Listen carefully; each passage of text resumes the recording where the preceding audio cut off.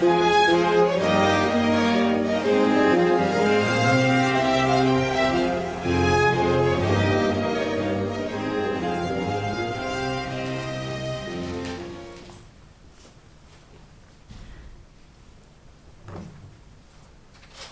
Cruel!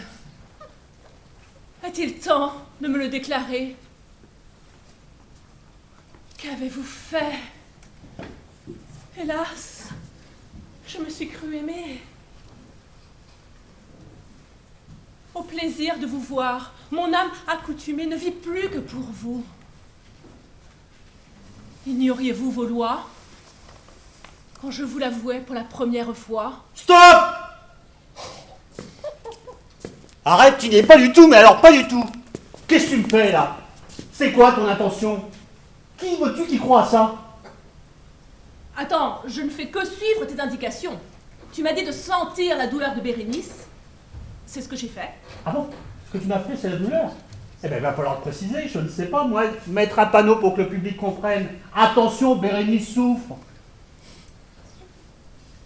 Ce n'est pas assez évident pour toi, c'est ça? Oh, qu'elle est mignonne. Ce n'est pas assez évident pour toi. Mais c'est évident pour personne. Et surtout pas pour le public. Dis aïe pour voir. Aïe! Mais plus fort, avec plus de douleur. Aïe! Bah voilà, tu vois que tu sais le faire. Bon alors tu reprends depuis le départ et en souffrant, ok?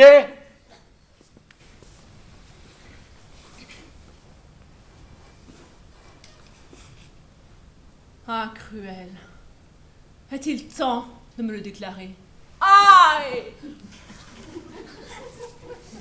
Qu'avez-vous fait? Hélas, je me suis cru aimée. Aïe! Au plaisir de vous voir, mon âme accoutumée ne vit plus que pour vous. Aïe!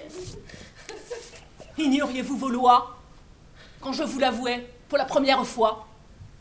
Alors, c'est mieux? Tu te fous de moi, c'est ça? Non, tu crois? Tu t'en es rendu compte?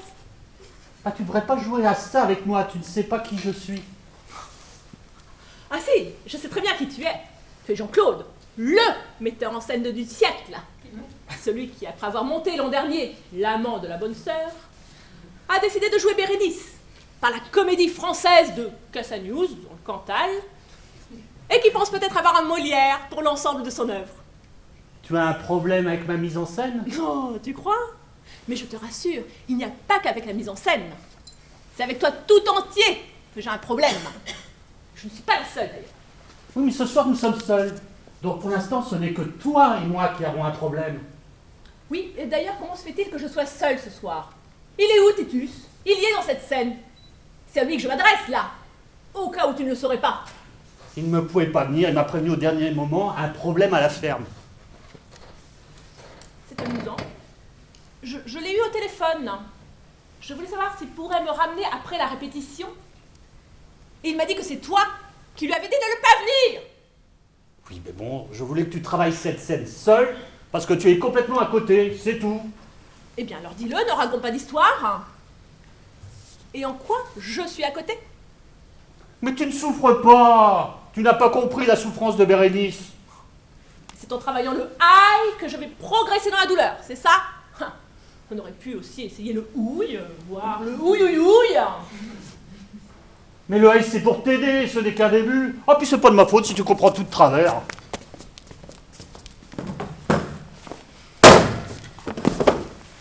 Je ne comprends peut-être pas, Bérénice, mais toi, en tout cas, je te comprends très bien. Et je constate que tout a changé dans ta perception de mon interprétation de Bérénice depuis la semaine dernière. Pas du tout. J'ai toujours la même perception. Et je ne vois pas en quoi j'aurais changé, et surtout pourquoi j'aurais changé. Ah non, tu ne vois pas. Tu joues vraiment mal, mon vieux, et je ne suis pas metteur en scène. Mais il va falloir travailler le mensonge. Comme par hasard, la semaine dernière, tu me ramènes après la répétition. Et dans la voiture, tu me demandes de façon tout à fait naturelle si je ne veux pas coucher avec toi. Oh, avec des arguments très forts, je dois l'avouer. Oui, tu comprends, c'est très important de pousser les relations entre les acteurs et le metteur en scène, de façon à ce que ce soit fusionnel entre nous. Après, le travail va beaucoup plus vite, on se comprend mieux, etc., etc. tu as fait la même chose avec toute la troupe, ou je suis la seule à bénéficier de cette super offre de direction d'acteur rapprochée? N'empêche que si tu avais accepté, ça aurait été beaucoup plus simple pour moi. J'aurais eu moins de difficultés pour t'expliquer comment jouer ce personnage. Ah bon, c'est pour ça. C'est parce que je n'ai pas encore couché avec toi que je n'arrive pas à exprimer ma souffrance. D'accord, je comprends mieux. En couchant avec toi, j'aurais appris à connaître la souffrance, parce que tu n'aurais pas voulu recommencer, et j'en aurais énormément souffert, et j'aurais été bonne dans Bérénice. Ah bah oui, c'est tout à fait logique. Tu n'aurais pas un rôle pour moi où je devrais jouer la pitié, parce que là, tu m'inspires. Bon, ça suffit, tu reprends, parce que là, franchement, on n'avance pas, mais alors pas du tout, et je te rappelle que l'on joue dans un mois. Ok, je reprends.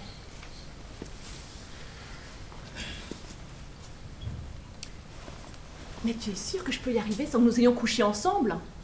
Parce que là, je suis prête à craquer. Si tu insistes un peu, je dis oui. Je vois bien que sans ça, je ne vais pas progresser. C'est bon, j'ai dit, je m'excuse de t'avoir proposé ça. J'ai été idiot. Mais je pensais vraiment que je ne t'étais pas indifférent. Indifférent, non. Mais différent, ça oui. Tu n'avais pas besoin de tous ces discours. Tu vois, il t'aurait suffi de m'inviter à prendre un pot chez toi. Le reste aurait suivi. C'est vrai. Mais chez moi, tu sais que c'est pas possible. Il y a ma femme. Ah bah oui, ça complique un peu la chose. Tandis que là, il n'y a pas ta femme, donc tu ne te mets pas en danger, et en plus, comme par hasard, nous sommes que tous les deux. Le mieux serait donc qu'on fasse ici, sur scène. Sur la scène de la salle municipale. Ça te pose problème? Bah, c'est un peu gênant, si quelqu'un rentre. On n'aura qu'à dire qu'on est en pleine répétition. Tu es sûr? C'est certain. Bon, je vais aller baisser un peu les lumières.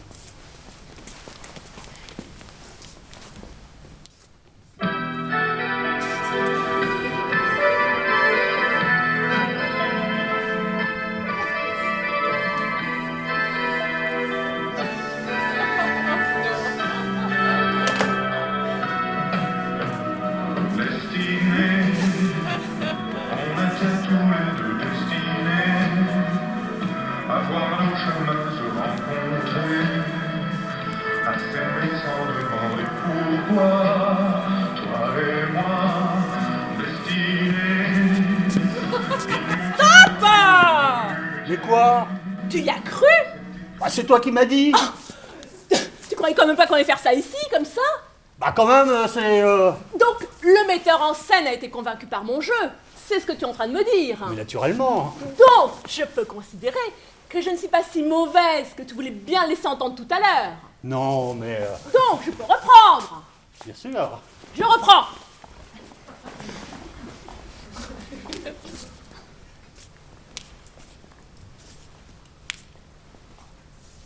Ah, Cruel. Qu'avez-vous fait? Oh, Que ne me disiez-vous? Princesse infortunée, où vas-tu t'engager? mais... Et quel est ton espoir?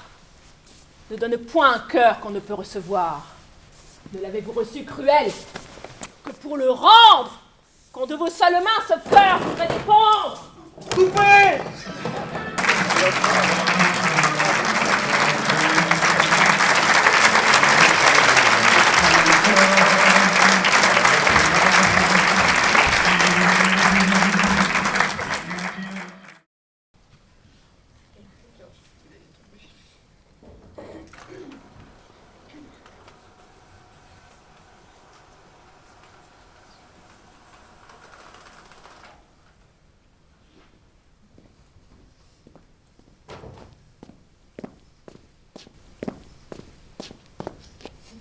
Bonsoir.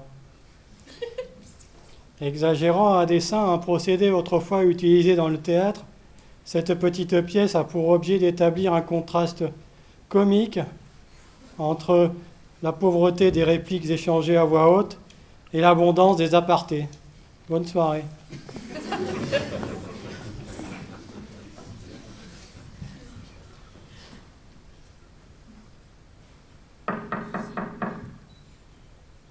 là. Pourvu que ça ne soit pas Oswald, mon fiancé. Je n'ai pas mis la robe qu'il préfère. Et d'ailleurs, à quoi bon? Après tout ce qui s'est passé. C'est moi, Oswald. Et là, c'est bien lui, c'est bien Oswald. Entrez, Oswald. Voilà bien ma chance. Que pourrais-je lui dire? Jamais je n'aurais le courage de lui apprendre la triste vérité.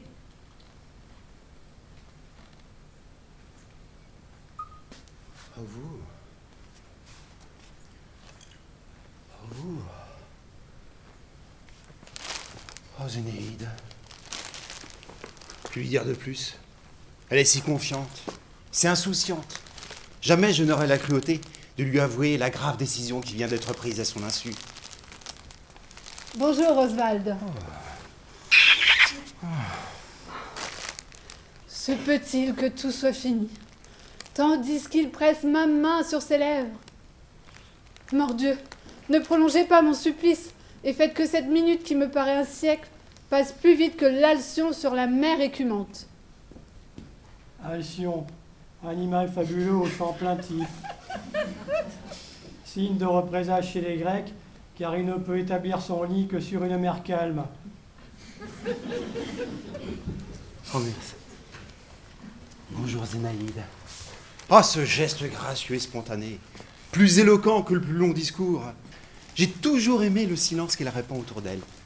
Il est comme animé de paroles mystérieuses que l'oreille n'entendrait pas, mais que l'âme comprendrait. Asseyez-vous, Oswald.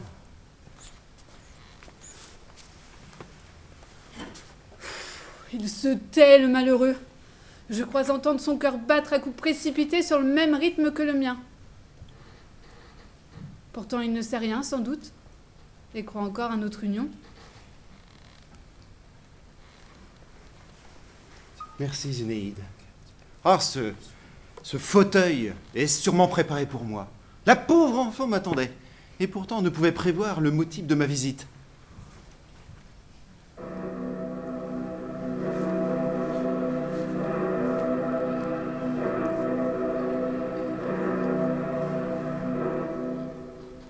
Il est 5 heures.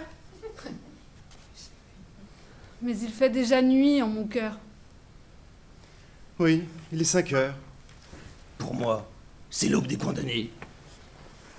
Il fait encore jour. Mais les volubilistes ferment leur corolle. Ma grand-mère préfère les pois de senteur et le jardinier a rangé ses outils. C'est le printemps. Ah, aux antipodes, c'est l'hiver. Au Congo, les lapons s'assemblent sur la banquise. En Chine, les Bavarois vont boire de la bière dans les tavernes. Au Canada, les Espagnols dansent la seguidille. Seguidille, danse populaire andalouse. Il fait jour. Ce silence m'accable. La canne de mon oncle avait un pommeau d'or. La marquise sortit à 5 heures. Oh là, oh là, oh là. Ma raison s'égare. Dois-je tout lui dire, ou bien jeter mon bonnet par-dessus les moulins? Il fait jour, mais vous l'avez déjà dit, Zénéide. Ah, me voilà brutal à présent. Feu et sang, Dieu et enfer, les sorcières vont au sabbat, la lune court dans les ajoncs. Allons, oh, du calme, du calme. Oh non, je ferais mieux de lui révéler ce secret qui m'étouffe. Je n'en puis plus. Je deviens fou. Je meurs. C'est intolérable. Hélas, ma famille ne veut pas de notre mariage.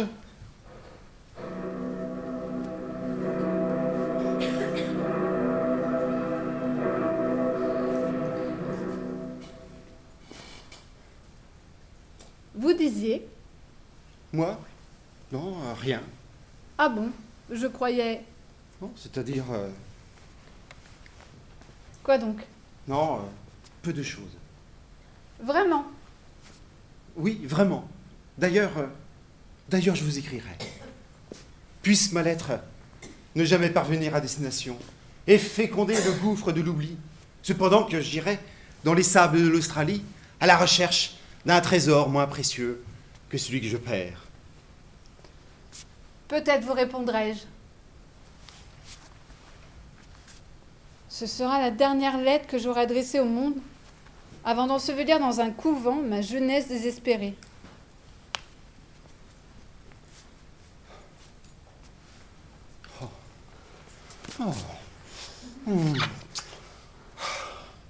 Oh, Zénaïde. Au revoir. Les cuillères montent à cheval, le boulanger pétrit sa pâte, le navigateur fait le point, les cheminées fument, le soleil luit, mais moi, je dois dire adieu à la jeune fille que j'aime. Au revoir, Oswald. Je ne sais plus quoi penser. Je ne sais plus que dire. Je suis comme la feuille d'automne qui tombe sur un étang à minuit. Eh bien, mes enfants, je vous y prends, je vous y prends. Ciel, mon père, Celui qui aura pu devenir mon beau-père. Allons, remettez-vous, je ne vais pas vous manger, que diable. Mais, à votre âge et à votre place, il y aurait longtemps que je me serais déjà embrassé. mais que cela signifie. Mais cela signifie mon petit poulet. Mais cela signifie mon petit lapin. Cela signifie que vous avez été l'objet d'une affectueuse mystification. Et cela signifie que je suis là pour tout arranger.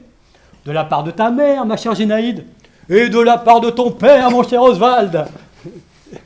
Nous avions décidé de mettre vos sentiments à l'épreuve.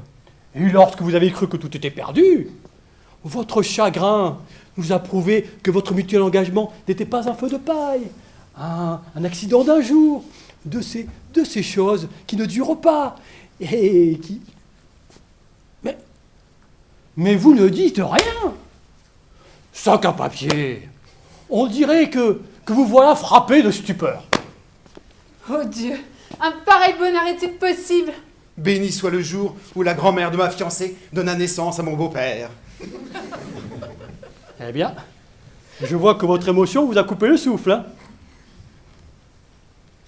Mais sac à papier, à votre âge et à votre place, je me serais déjà sauté au cou.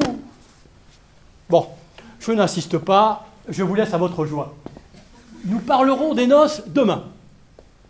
Mais si toutefois, vous avez d'ici là recouvré l'usage de la parole, hein. Allez, au revoir ma petite carpe, au revoir mon petit colibri. Sac à papier, sac à papier. Oh primavera, gioventù dell'anno. Oh, gioventù, primavera della vita. Quel bizarre langage. Je ne comprends pas ce qu'il dit, mais un accent de malgaieté résonne dans ses paroles.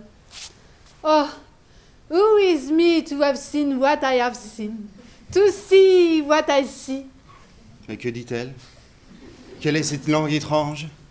Oh, musique de la voix bien-aimée. Sa mélodie fait vibrer notre âme. Et pourtant, nous ne comprenons pas ses paroles. Il est 5 heures, Zénaïde. Le voilà qui se trompe encore d'heure. Mais je dois apprendre à ne pas contredire mon époux. Et oui, déjà le soir, Oswald. Parbleu, non. Il fait encore grand jour. Ah, mais il ne faut jamais contrarier les femmes. Vous voilà donc enfin à moi, Zénaïde. Encore une erreur. C'est lui qui est à moi. Mais bon, hein, peu importe. Et oui, nous voilà enfin à nous, vous et moi. À nous. Elle a dit à nous. Mais elle est à moi. Moi à elle. Nous à nous. Pour toujours? À jamais. À la vie? À la mort.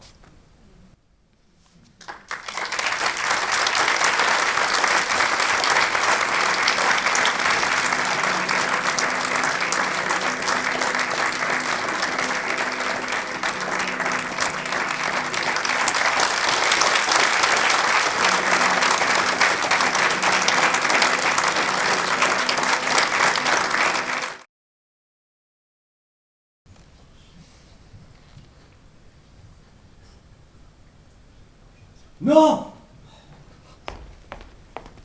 Je te dis que je n'en veux rien faire, que c'est à moi de parler et d'être le maître.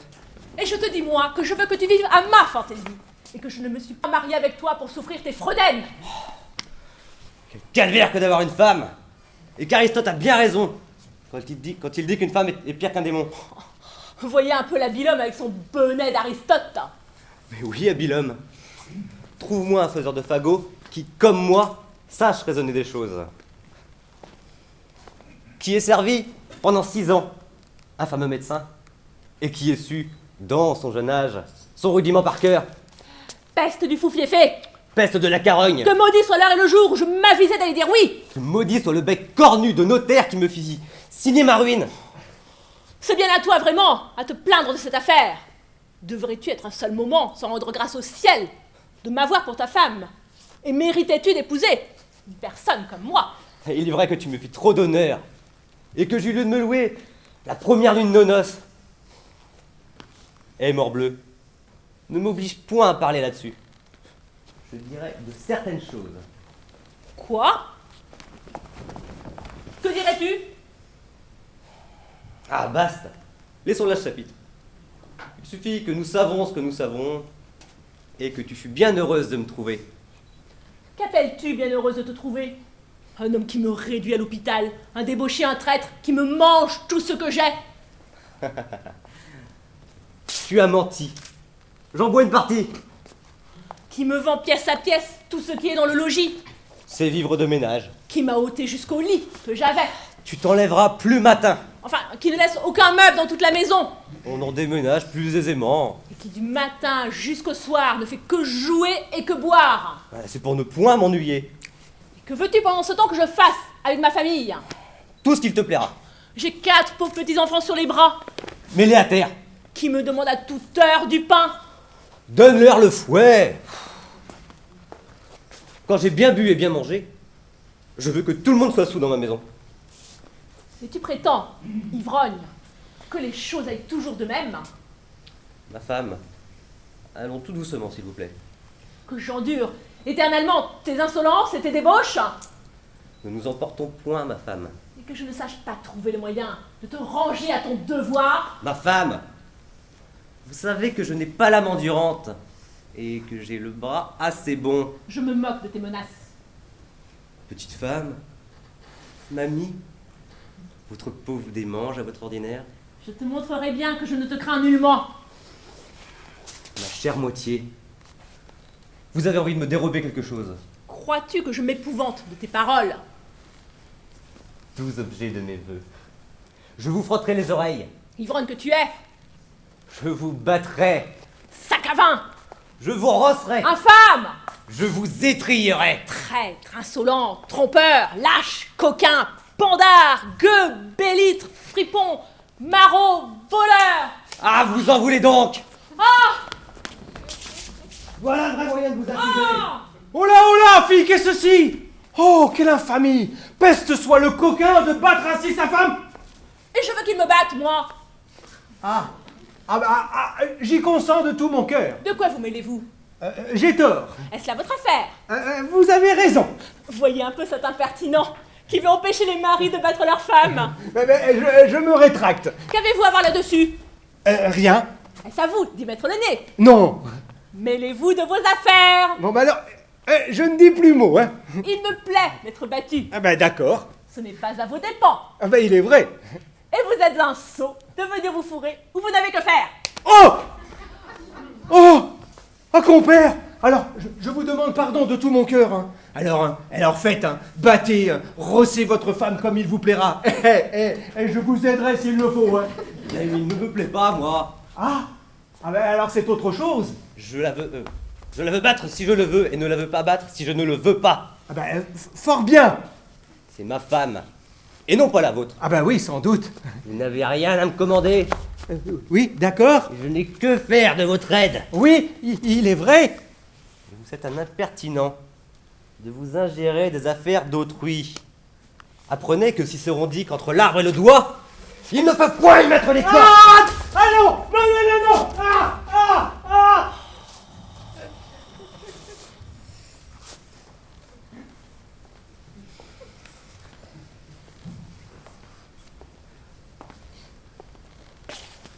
Au sein, nous deux. Faisons la paix, touche-la. Oh oui, après m'avoir ainsi battu. Cela n'est rien, touche. Je ne veux pas. Ouais. Non. Ma petite femme. Point. Allons, te dis-je. Je n'en ferai rien. Viens. Viens. Viens. Non. Je veux être en colère. C'est une bagatelle. Allons. Allons. Mais laisse-moi là. Touche, te dis-je. Tu m'as trop maltraité. Oh, eh bien, va. Je te demande pardon. Mets là ta main. Je te pardonne. Mais tu le feras. Tu es une folle de prendre garde à cela. Ce sont des petites choses qui sont de temps en temps nécessaires dans l'amitié. Et 5 ou 6 coups de bâton entre gens qui s'aiment ne font que ragaillardir l'affection. Va, je m'en vais au bois. Et je te promets aujourd'hui plus d'un 100 de fagots. Oh, va.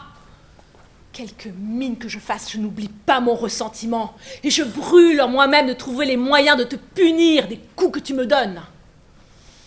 Oh, je sais bien qu'une femme a toujours dans les mains de quoi se venger d'un mari. Mais c'est une punition trop délicate pour mon pendard. Depuis que ce foufier fait serre chez Monsieur Molière, sa tête a enflé, il se prend pour un artiste. Mais je sais moi sur ce Molière des choses qu'on m'a dites et qui pourraient bien lui nuire.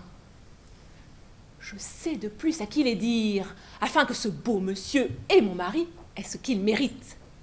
Je veux une vengeance qui se fasse un peu mieux sentir. Et ce n'est pas contentement pour l'injure que j'ai reçue.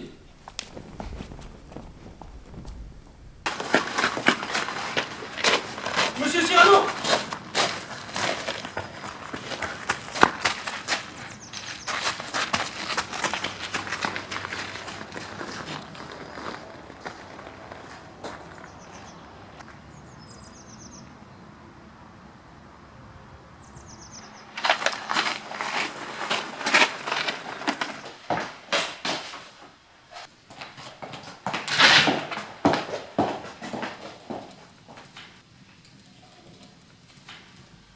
Je viens de recevoir certaines informations comme quoi vous auriez oublié que mon nom est inscrit au bas d'une œuvre dont je suis l'auteur. Œuvre que vous copiez sans aucune pudeur.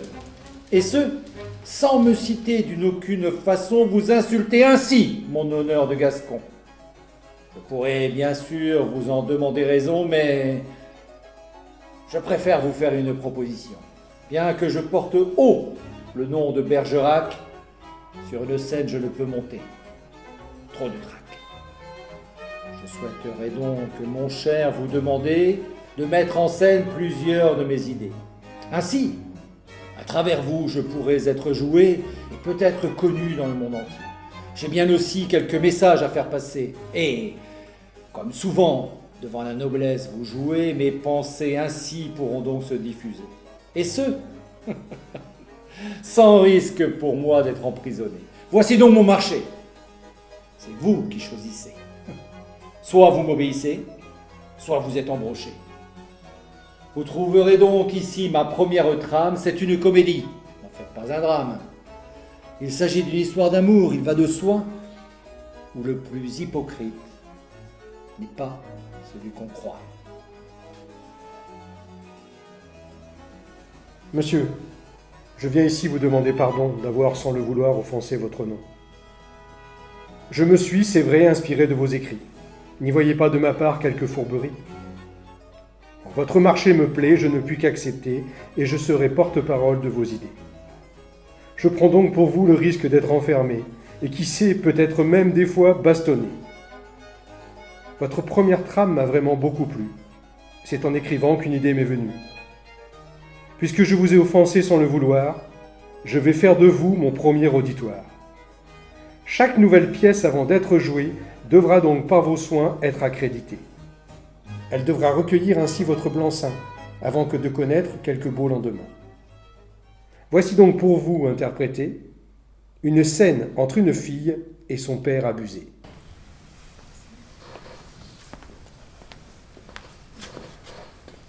Mon père? Approchez. J'ai de quoi vous parler en secret. Que cherchez-vous, mon père?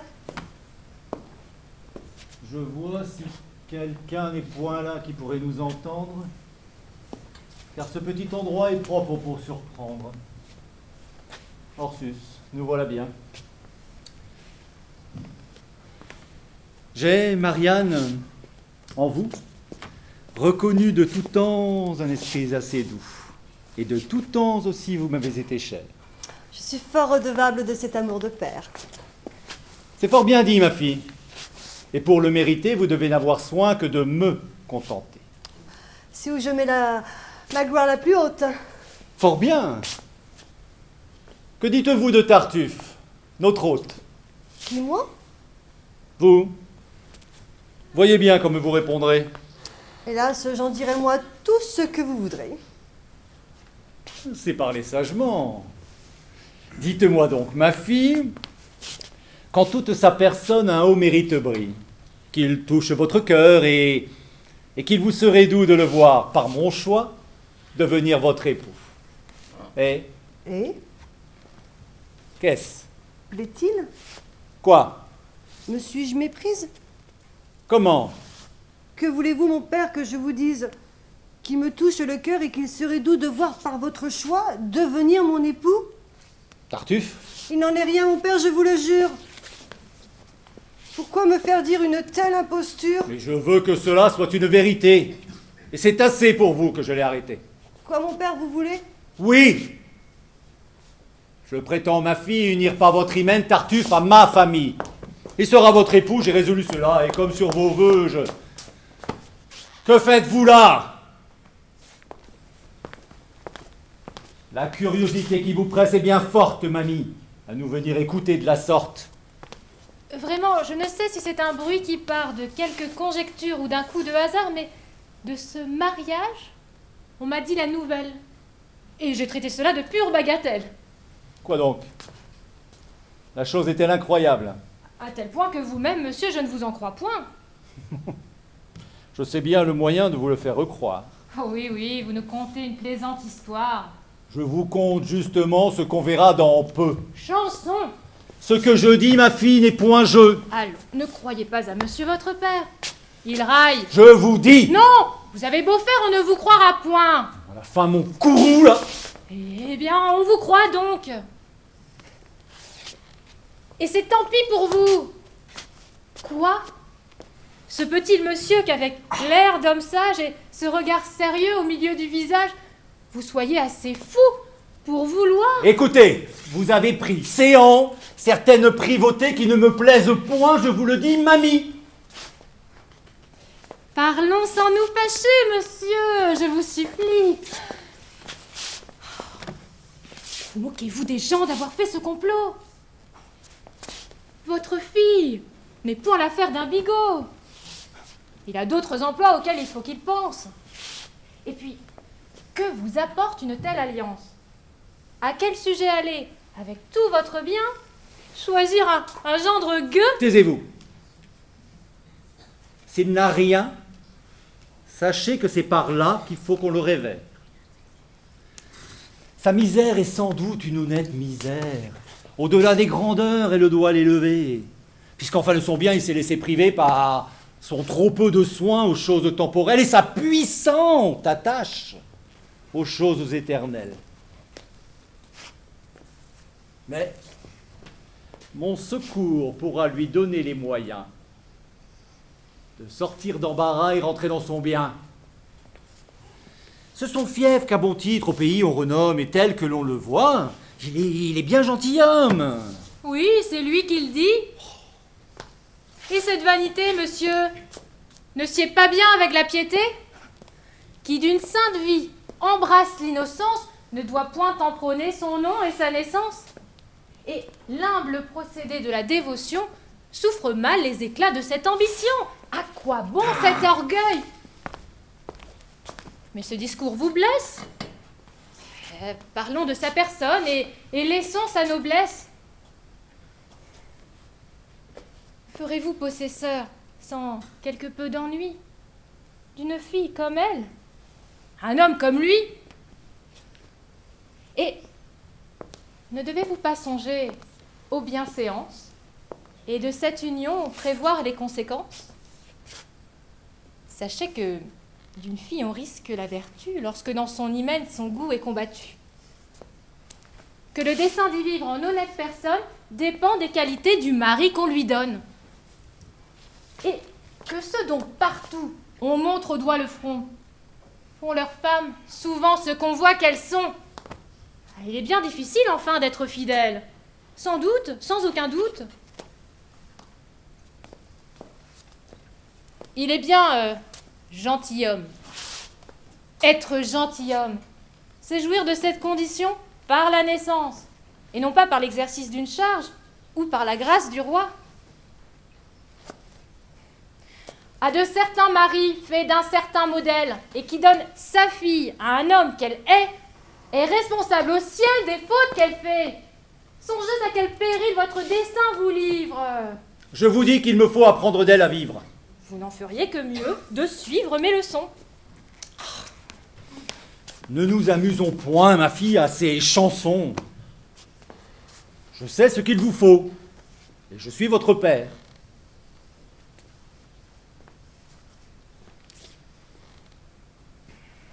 J'avais donné pour vous ma parole à Valère, mais outre qu'à jouer on dit qu'il est enclin, je le soupçonne encore d'être un peu libertin.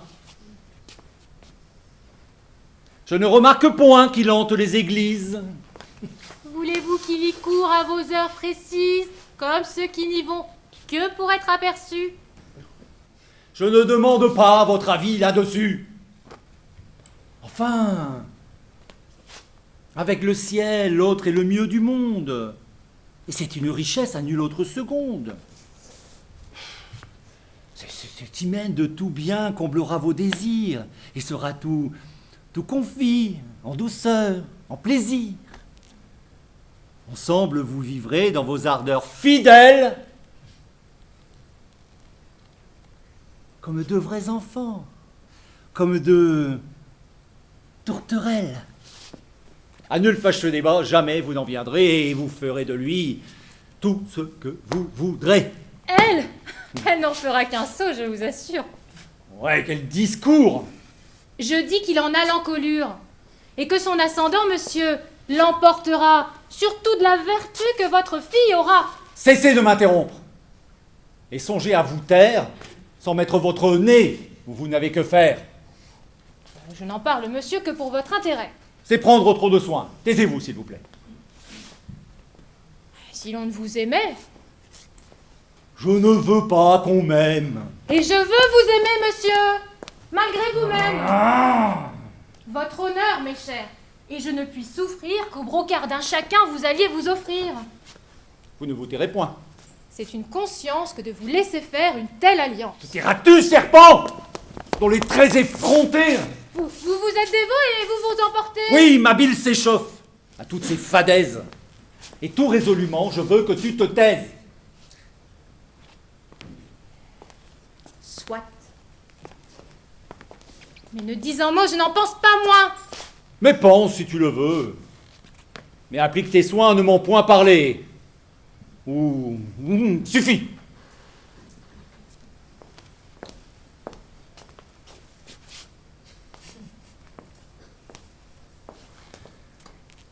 Comme sage, j'ai pesé mûrement toute chose. Rage de ne pouvoir parler. Sans être damoiseau, Tartuffe est fait de sorte... Oui, c'est un beau museau. Que quand tu n'aurais même aucune sympathie pour tous les autres dons... La voilà bien lotie. Si j'étais en sa place, un homme, assurément, ne m'épouserait pas de force impunément. Et je saurais lui faire voir bientôt, après la fête, qu'une femme a toujours une vengeance prête. Donc de ce que je dis, on ne fera nul cas. De quoi vous plaignez-vous? Je ne vous parle pas. Et qu'est-ce que tu fais donc? Je me parle à moi-même. Fort bien. Pour châtier son insolence extrême, il faut que je lui donne un revers de ma main. Ma fille, vous devez approuver mon dessein et croire que le mari que j'ai su vous élire... Que ne te parles-tu? Je n'ai rien à me dire.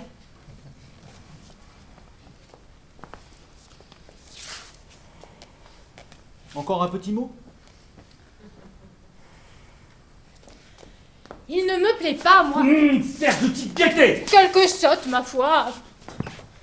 Fille, vous devez payer d'obéissance et montrer pour mon choix entière déférence. Je me moquerais fort de prendre un tel époux. Vous avez là, ma fille, une peste avec vous, avec qui, sans péché, je ne saurais plus vivre. Oh, je me vois maintenant hors d'état de poursuivre. Ces discours insolents m'ont mis l'esprit en feu, et je vais prendre l'air, pour me rasseoir un peu.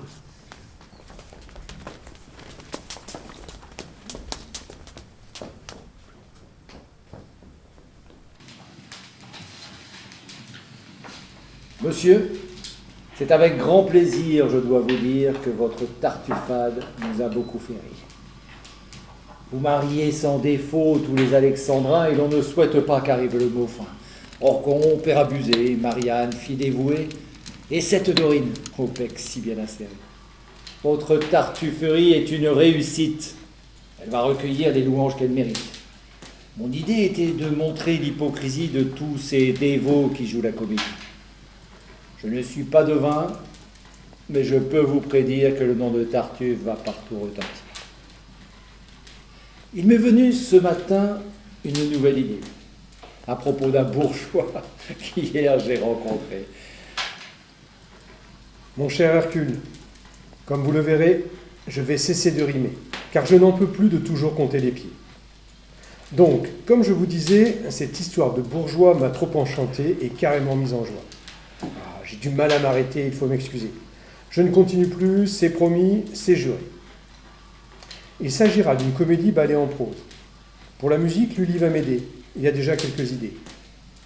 J'ai intégré votre volonté de voir les femmes y jouer les premiers rôles, et en particulier les servantes. J'ai peur qu'à la cour, ils ne comprennent pas qu'à travers ce bourgeois, c'est d'eux qu'on se moque. Je vous fais jouer un extrait. J'y joue le bourgeois.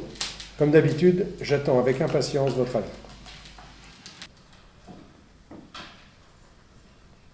Suivez-moi, suivez-moi que j'aille un peu montrer mon avis par la ville. Et prenez soin tous deux de marcher juste sur mes pas.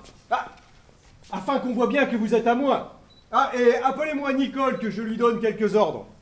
Ne bougez pas, la voici. Bon, Nicole. Plaît-il ? Écoutez. Et que tu as rire. Enfin, mais que veut dire cette coquine-là? Comme me voilà bâti. Mais comment donc? Oh mon Dieu! Mais quelle friponne est-ce là? Mais te moques-tu de moi? Allez, monsieur, j'en serais bien fâché. Je te baillerai sur le nez si tu ris davantage. Je ne puis m'en empêcher. Mais tu ne t'arrêteras pas. Monsieur, je vous demande pardon, mais vous êtes si plaisant que je ne saurais me tenir de rire. Voyez quelle insolence! Vous êtes tout à fait drôle comme cela. Oh, je te... Je vous prie de m'excuser.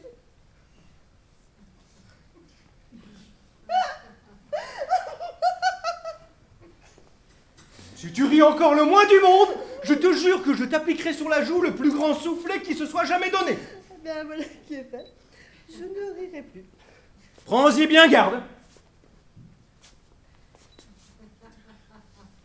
Il faut que pour tantôt tu nettoies ma maison comme il faut.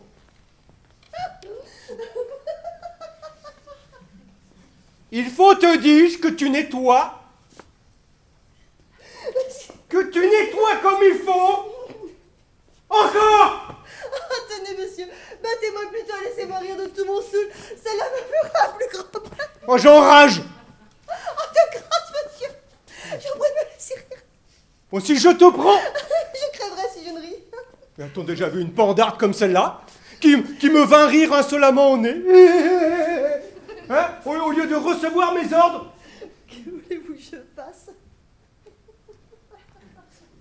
Mais que tu songes, coquine, à préparer ma maison pour la compagnie qui doit venir tantôt. Voilà.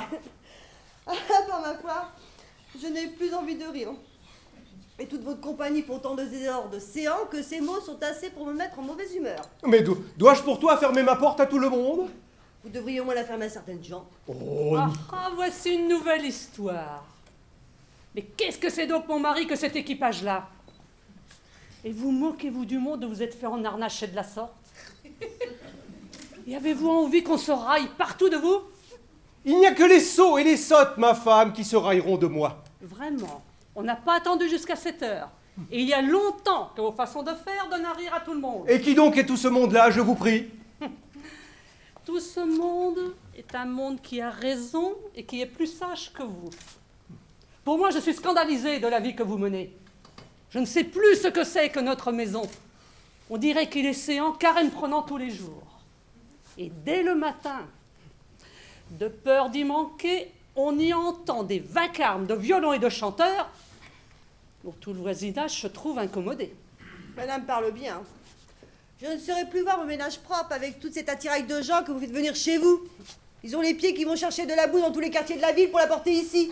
Et la pauvre Françoise est presque sous les dents à frotter les planchers que vos biomètres viennent crotter régulièrement tous les jours. Oui, ma servante Nicole, vous avez le caquet bien défilé pour une paysanne. Nicole a raison. Et son sens est meilleur que le vôtre. Je voudrais bien savoir ce que vous pensez faire d'un maître à danser à l'âge que vous avez. Et d'un grand tireur d'âme qui vient avec ses battements de pieds branler toute la maison et de déraciner tous les vieux carreaux de la salle. Mais taisez-vous, ma servante et ma femme.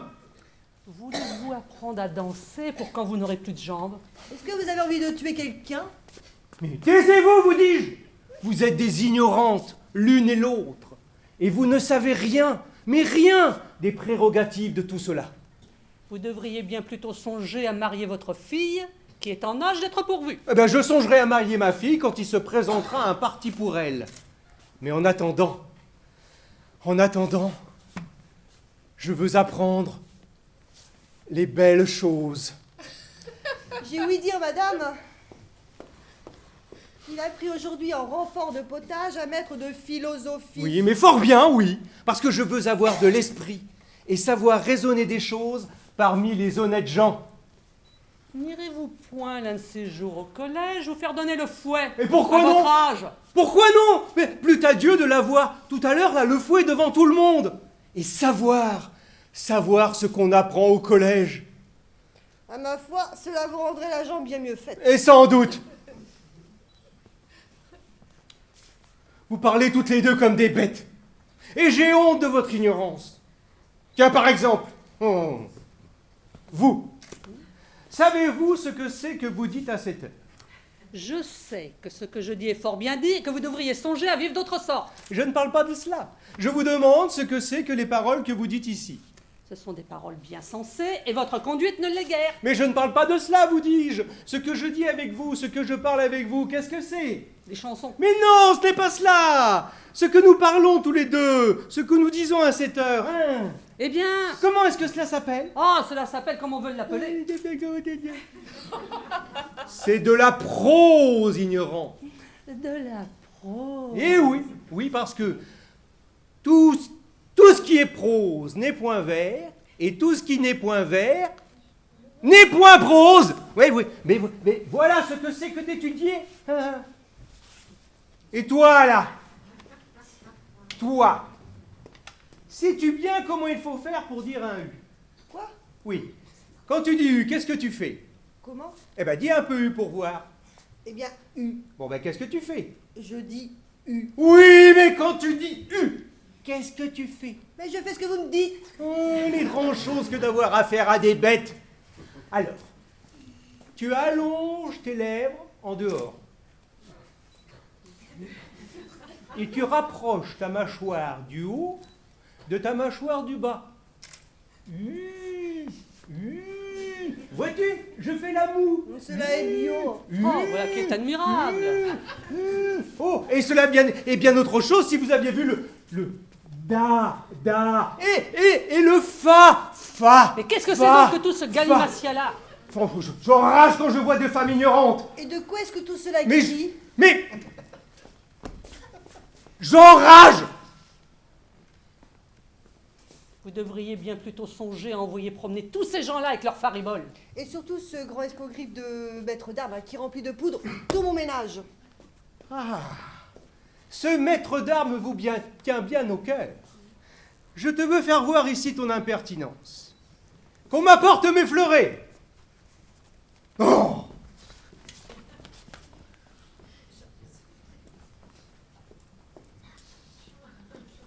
Tiens! Raison démonstrative. La ligne du corps.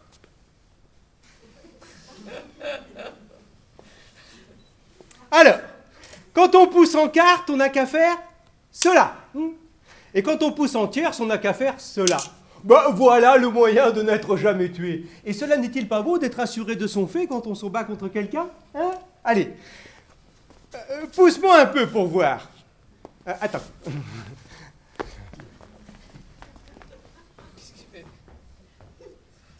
Là, voilà qui est mieux. Allez, raison démonstrative. Attaque.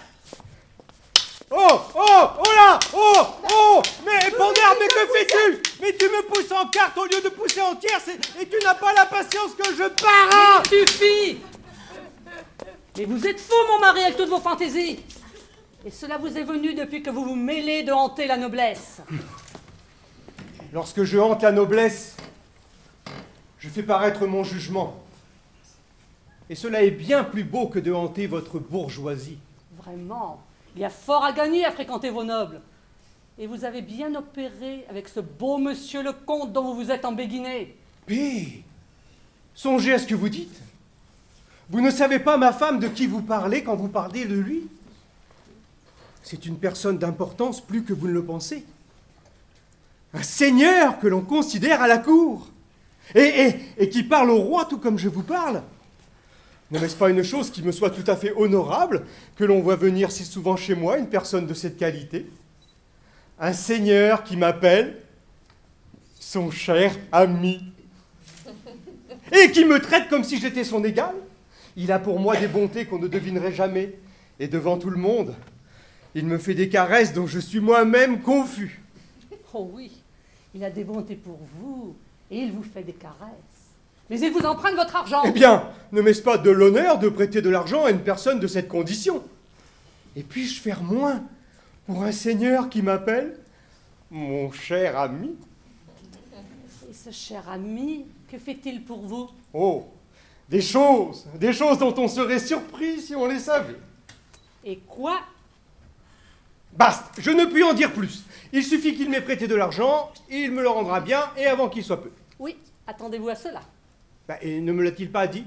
Oui, il ne manquera pas d'y faillir. Mais il m'a juré sa foi de gentilhomme. Chanson.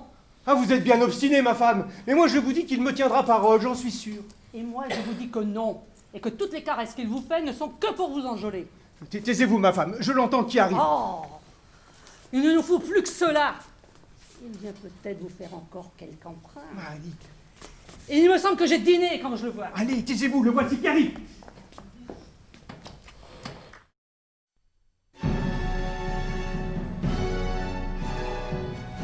Mon cher Molière, très réussi votre bourgeois. Je me suis amusé du début à la fin.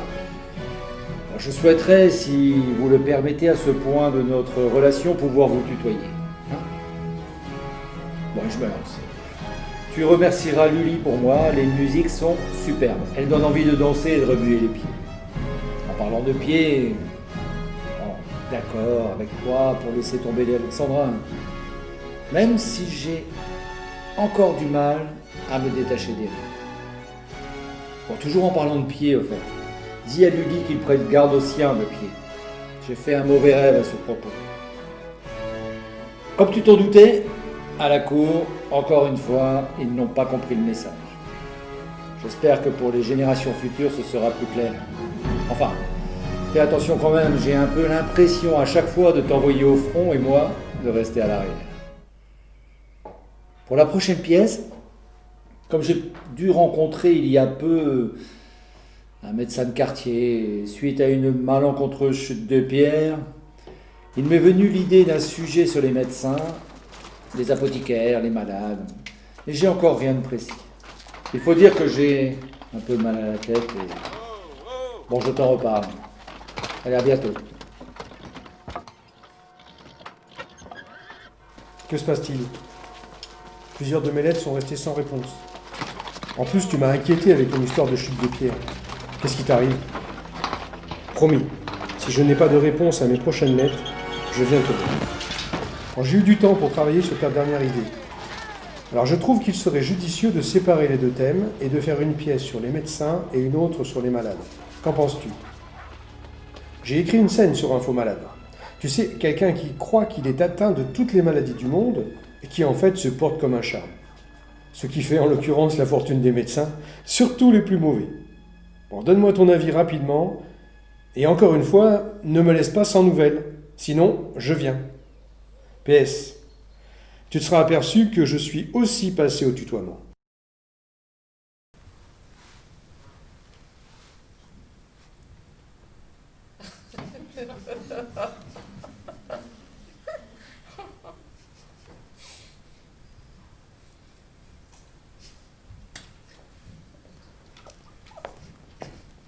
Oh, ma femme, approchez.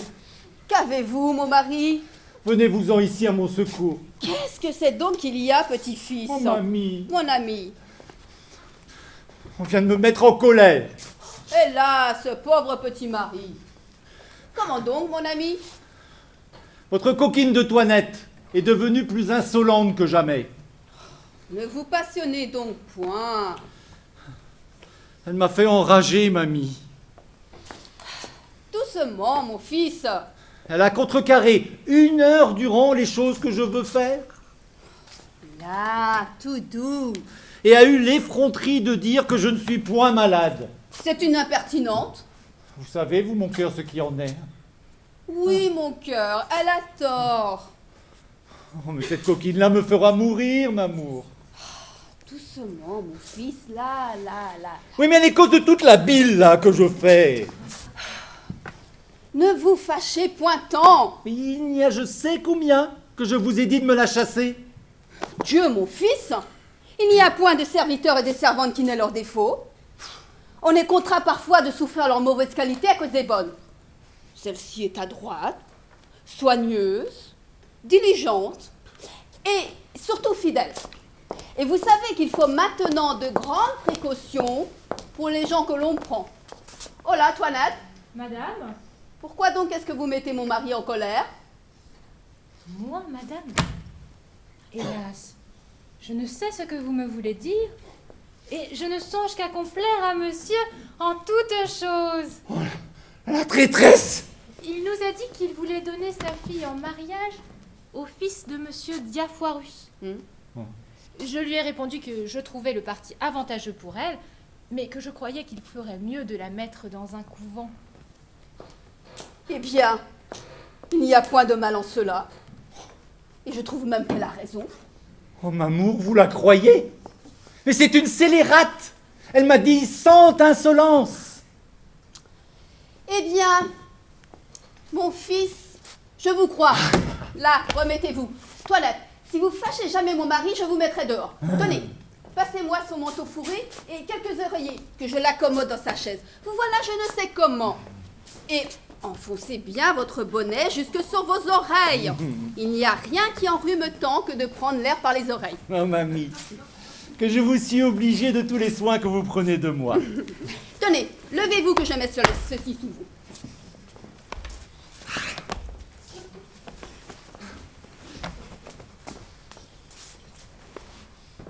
Mettons celui-ci pour vous appuyer.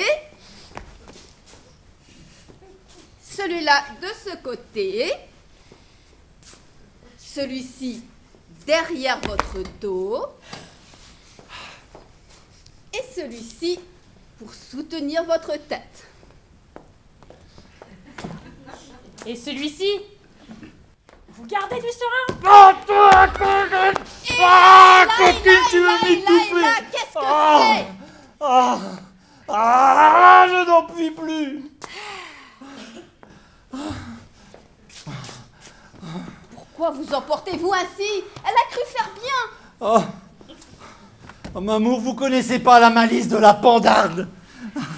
Oh, elle m'a mis tout hors de moi. Il faudra plus de 8 médecines et 12 lavements pour réparer tout ceci. Doucement, doucement. Là. Apaisez-vous un peu, mon petit-fils.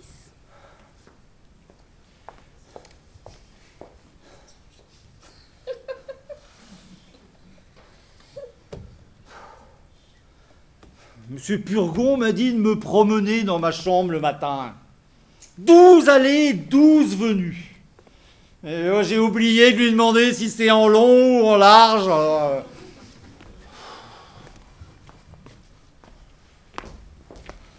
Monsieur Parle pas, pandarde! Tu viens m'ébranler tout le cerveau, là! Tu ne songes pas qu'on ne doit point parler si haut à des malades? Tu parles bas, te dis-je!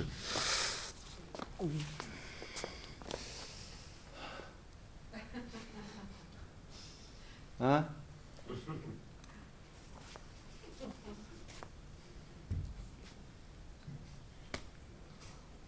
Qu'est-ce que tu dis? Je vous dis! Monsieur, voilà un médecin qui demande à vous voir. Un médecin? Quel médecin? Un médecin de la médecine. Je te demande qui il est. Je ne le connais pas, mais il me ressemble comme 2 gouttes d'eau. Et si je n'étais sûre que ma mère était honnête femme, je dirais que ce serait quelques petits frères qu'elle m'aurait donnés depuis le trépas de mon père.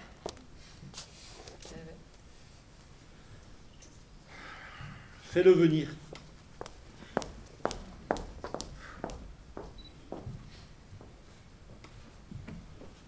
En long ou en large?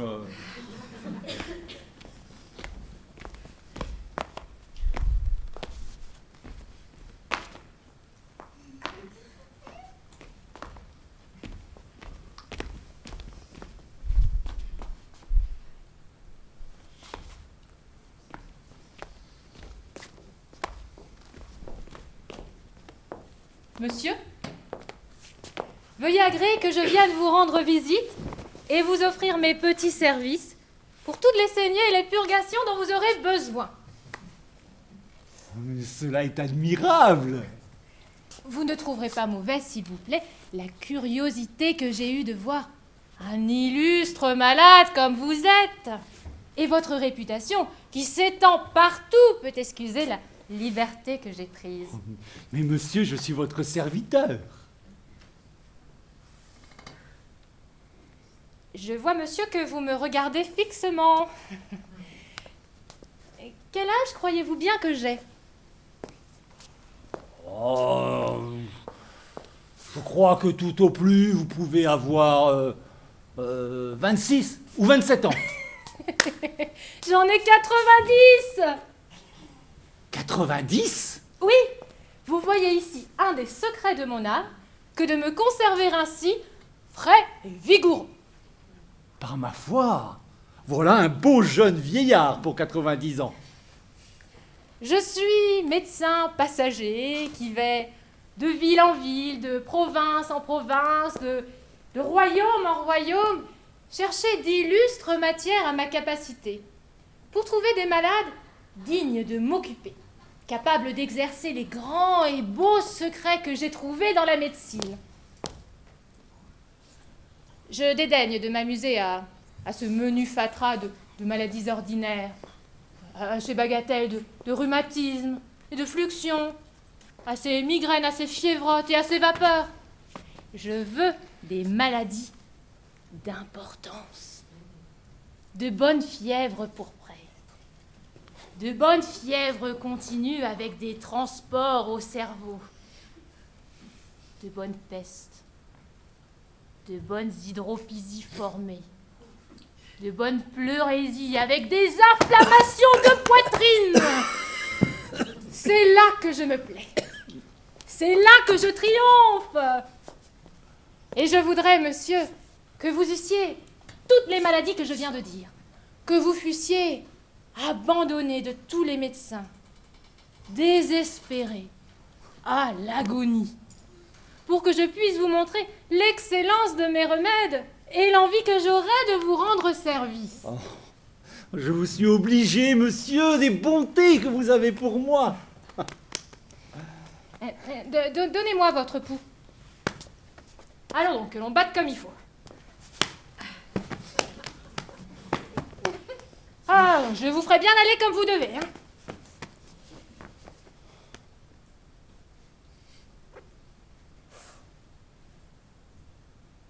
Aïe, ce pouls-là fait l'impertinent.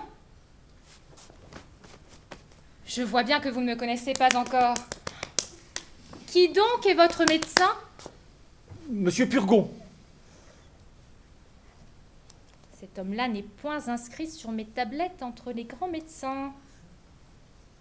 De quoi dit-il que vous êtes malade? Il dit que c'est du foie, mais d'autres disent que c'est de la rate. Ce sont tous des ignorants. C'est du poumon que vous êtes malade. Du poumon? Oui. Que sentez-vous? Je sens de temps en temps des douleurs de tête. Justement, le poumon. Il me semble parfois que j'ai un voile devant les yeux. Le poumon. J'ai quelquefois des maux de cœur. Le poumon. Je sens parfois comme une lassitude par tous les membres. Le poumon. Et quelquefois, il me prend des douleurs dans le ventre comme si c'était des coliques. Le poumon. Vous avez appétit à ce que vous mangez? Oui, monsieur. Le poumon. Vous aimez à boire un peu de vin? Oui, monsieur. Le poumon. Il vous prend un petit sommeil après le repas et vous êtes bien aise de dormir. Oui, monsieur. Le poumon! Oh! Le poumon, vous dis-je! Que vous ordonne votre médecin pour votre nourriture? Il m'en donne du potage. De la volaille. Du veau. Des bouillons. Des œufs frais. Et le soir, des petits pruneaux pour lâcher le ventre. Et surtout de boire mon vin fort trempé. Ignorantus, ignoranta, ignorantum! Il faut boire votre vin pur. Et pour épaissir votre sang, qui est trop subtil, il faut manger de bons gros bœufs, de bons gros porcs, de bons fromages de Hollande, et du gruau et du riz et des marrons et des oublis pour coller et conglutiner. Votre médecin est une bête. Je veux vous en envoyer un de ma main et je viendrai vous voir de temps en temps tandis que je serai en cette ville. Vous m'obligez beaucoup, là.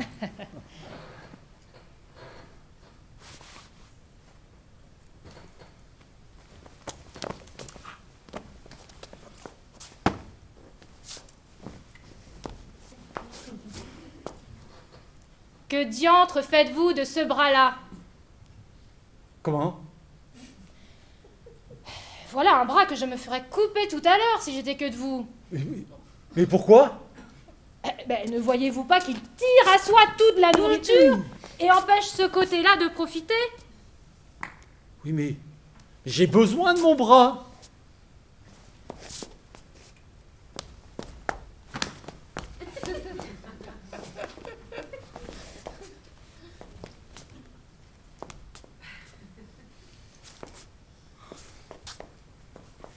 Vous avez là aussi un œil droit que je me ferais crever si j'étais en votre place. Crever un œil? Oui. Ne voyez-vous pas qu'il tire à soi toute la nourriture et empêche ce côté-là de profiter? Croyez-moi, faites-vous le crever au plus tôt, vous n'en verrez que mieux de l'œil gauche. Cela n'est pas pressé. Hein? Non. Adieu, je suis fâchée de vous quitter si tôt, mais il faut que je me trouve à une grande consultation qui se doit faire pour un homme qui mourut hier. pour un homme qui mourut hier. Eh oui, pour aviser et voir ce qu'il aurait fallu lui faire pour le guérir. Jusqu'au revoir. Attendez, attendez, attendez.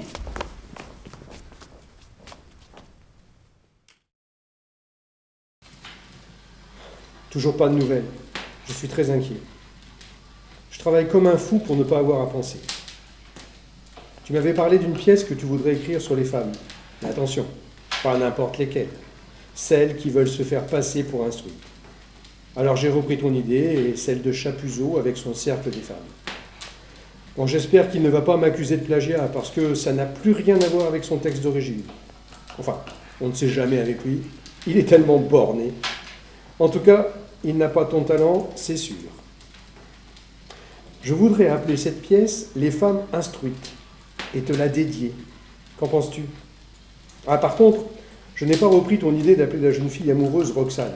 Je l'ai appelée Henriette. C'est d'ailleurs amusant, cette insistance à toujours vouloir appeler tes héroïnes Roxane. Un amour caché, peut-être? Bon, quoi qu'il en soit, tu lis, et j'attends encore ton avis avant de lancer les répétitions. Allez, s'il te plaît, réponds-moi vite.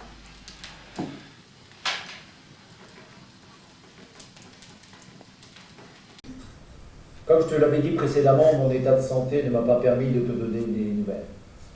Mais j'ai eu écho de la visite de ton médecin. J'ai pris aussi le temps de lire ta pièce avec des femmes. Alors là, toi, tu me la copieras. On dit on arrête les vers et monsieur repart au galop en alexandrin et attends, ça ne plaisante pas avec toi, 5 actes, soit près de 2 heures de spectacle. 5 super rôles féminins, ça. Et je ne suis pas sûr qu'on retrouve cela d'ici longtemps. Tes comédiennes vont se battre pour les jouer. Quel beau cadeau tu leur fais. Bon, je ne vais pas y aller par 4 chemins. Plus ça va, meilleur tu es. Bon, tu réutilises toujours un peu les mêmes ficelles, mais c'est drôle et bien enlevé. Si un jour on fait une récompense ou un prix pour le théâtre, il faudra qu'il porte ton nom. Bon, j'arrête les flatteries, quand je pense qu'au début je voulais détriper, cela aurait été dommage. Surtout pour toi. Place aux critiques, car c'est quand même comme ça qu'on a prévu de fonctionner. Comme tu as vraiment forci le trait chez Philaminte et Bélise, j'ai un peu peur que certains utilisent ta pièce, dont je peux parler, pour démontrer qu'il est inutile, voire dangereux d'éduquer les jeunes filles. Il faudra être vigilant là-dessus. Donc, en conclusion, tu peux commencer les répétitions. TS, concernant le titre, je préférerais les femmes savantes. Et en ce qui concerne la dédicace, si tu fais ça, je t'embroche, toi de Gascon. Sinon, Henriette, Roxane, mais peu m'importe, qu'est-ce que tu vas chercher là? Toujours ton imagination. Est-ce que je te parle d'Armand, moi?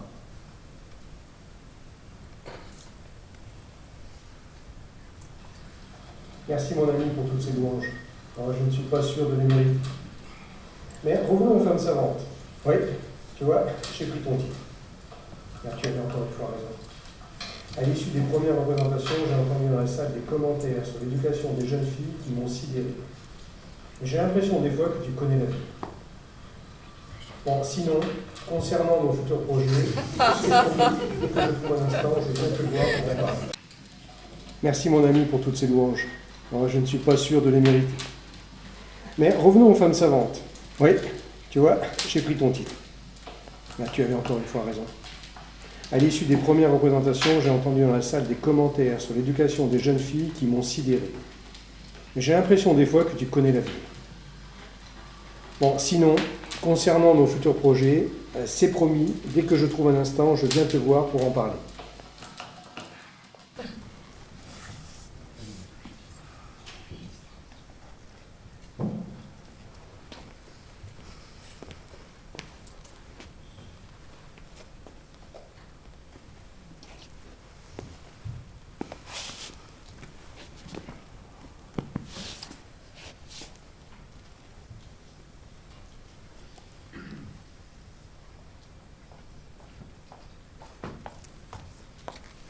Voilà bien chanceuse.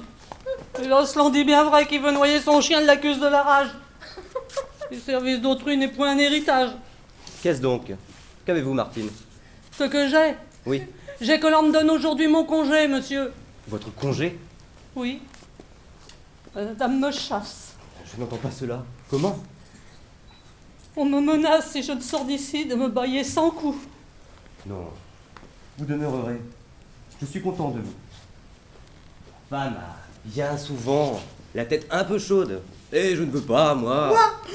Je vous vois maraude, vite, sortez, friponne, quittez ces lieux, ne vous présentez jamais devant mes yeux. Tout doux. Non, c'en est fait. Et Je veux qu'elle sorte. qu'a-t-elle commis pour vouloir de la sorte? Quoi, vous la soutenez? En aucune façon. Prenez-vous son parti contre moi? Mon Dieu, non. Je ne fais seulement que demander son crime. Suis-je pour la chasser sans cause légitime? Ne dis pas cela. Et il faut de nos Non, jours- vous dis-je. Elle sortira d'océan. Eh bien oui. Je veux le... Dit-on quelque chose, là-t-on? Je ne veux point l'obstacle au désir que je montre. D'accord. Et vous devez-vous, en raisonnable époux, être pour moi contre elle et prendre mon courroux. Aussi fais-je. Oui, ma femme avec raison vous chasse, coquine. Et votre crime est indigne de grâce. Mais qu'est-ce donc que j'ai fait? Ma foi, je ne sais pas. Elle est d'humeur à n'en faire aucun cas. A-t-elle pour donner matière à votre haine cassé quelques miroirs ou quelques porcelaines? Voudrais-je la chasser? Figurez-vous que pour si peu de choses, on se met en courroux. Qu'est-ce à dire? L'affaire est donc considérable. Sans doute. Mais voit-on femme déraisonnable? Est-ce qu'elle a laissé d'un esprit négligent dérober quelques aiguières ou quelques plats d'argent? Cela ne serait rien. Peste la belle. Quoi? L'avez-vous surprise à n'être pas fidèle? C'est pis que tout cela. Pis que tout cela? Pis. Comment diantre? Friponne. Elle a d'une insolence à l'une autre pareille. Après 30 leçons, insulter mon oreille. Par l'impropriété d'un mot sauvage et va, qu'en termes décisifs condamne vos jeux-là. Est-ce là? Quoi, toujours malgré nos remontrances? Heurter le fondement de toutes les sciences. La grammaire qui s'est fait régenter jusqu'au roi, et les fait la main haute obéir à ses lois. Du plus grand des forfaits. Je la croyais coupable. Comment, vous ne trouvez pas ce crime impardonnable? Si fait. Je voudrais bien que vous l'excusassiez. Je n'ai garde. Il est vrai que ce sont des pitiés. Toute construction est par elle détruite. Et des lois du langage, on l'a 100 fois instruite. Ah, tout ce que vous prêchez, je crois bel et bon, mais je ne saurais moins parler votre jargon. Impudente, appelez un jargon le langage, fondé sur la raison et sur le bel usage. Et quand on se fait entendre, on parle toujours bien. Et tous vos biodictons ne servent pas de rien. Eh bien, ne voilà pas encore de son style, ne servent pas de rien. Ô cervelle indocile, mais faut-il qu'avec tous les soins qu'on prend incessamment, on ne te puisse apprendre à parler congrument? Deux pas, mis avec rien, tu fais la récidive. Hein.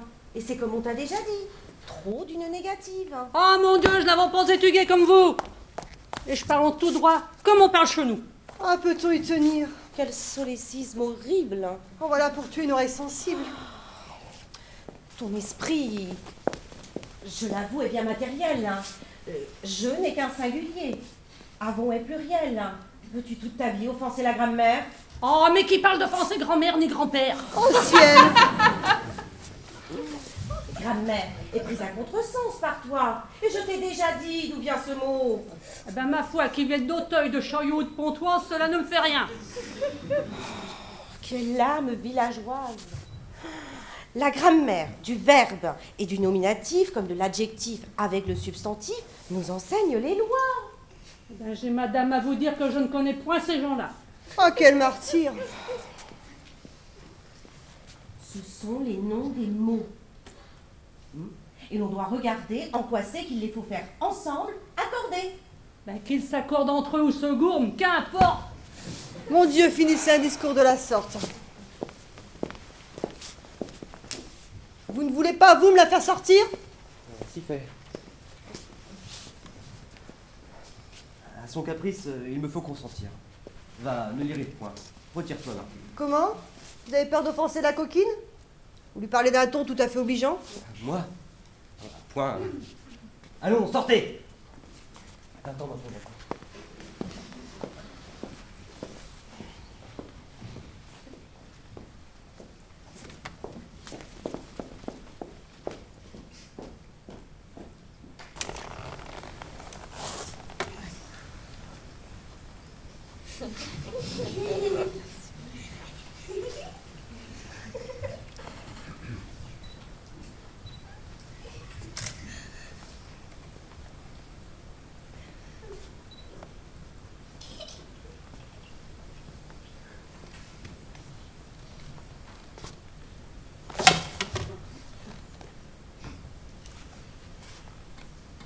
Mon cher Molière,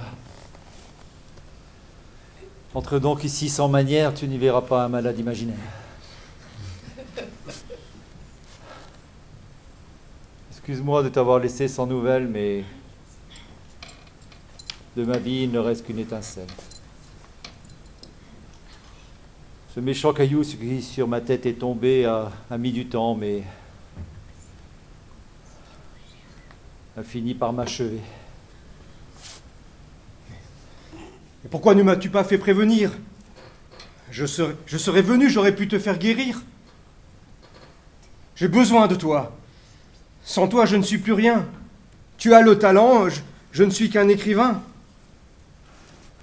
Je veux que tout le monde sache qui tu es vraiment et que ton nom brille enfin au firmament. Ne pleure pas, ami.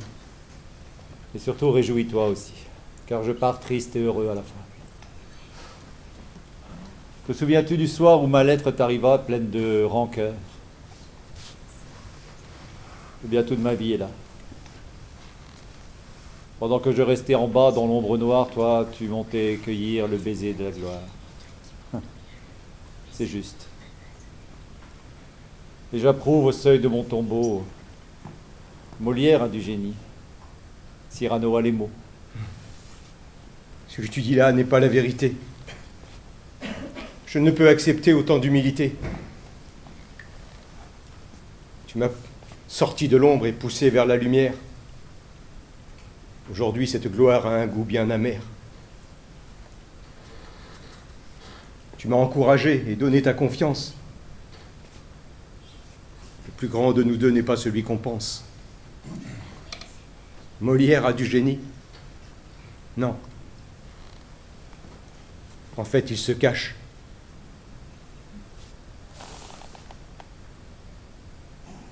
Derrière Cyrano. Lui seul a le panache.